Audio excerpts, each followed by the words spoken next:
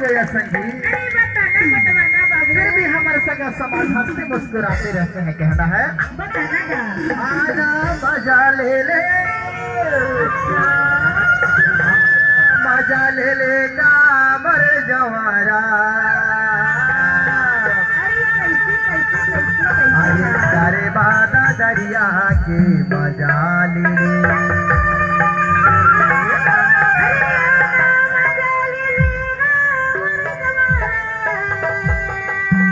अच्छा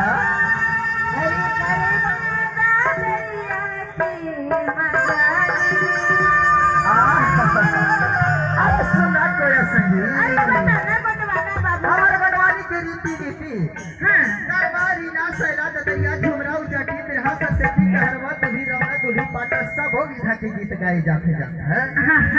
ना भाई तोरा का कैसे ये आना मजा ले लेगा मर जवारा, दरबारा दरिया के मजा ले लेगा मर जवारा।